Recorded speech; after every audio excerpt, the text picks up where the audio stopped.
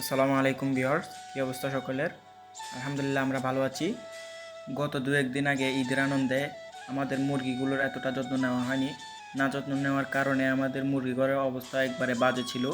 বৃষ্টি হওয়ার কারণে মুরগি ঘরটা ভিজে একবারে অবস্থা খারাপ হয়ে গেছিলো।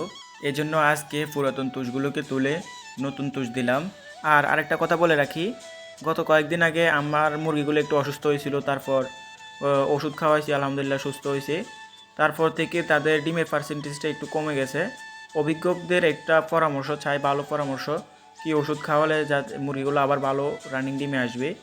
গত ভিডিওতে আপনাদেরকে বলেছিলাম আমাদের ডিমগুলোকে ইনকিউবেটর থেকে হ্যাচিংয়ে দিয়ে দেব।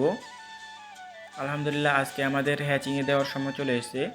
আগে যে ডিমগুলো দিয়েছিলাম এগুলো কি একটা সমস্যার কারণে ভিতরে বাচ্চাগুলো মারা যায় হ্যাচিং টাইমে। অভিজ্ঞ ইনকিউবেটর ব্যবহারকারীরা আমাকে একটু পরামর্শ দেবেন কেন মারা গেল। আর এগুলো হচ্ছে পরের ডিমগুলো, এগুলোকে আজকে হ্যাচিংয়ে দিয়ে দিয়েছি। আর দোয়া করবেন যাতে ডিমগুলো ভালোভাবে ফুটে সুস্থ সবলভাবে বাচ্চাগুলো হয়। ধন্যবাদ, চেষ্টাকে ফলো দিয়ে পাশে থাকবেন।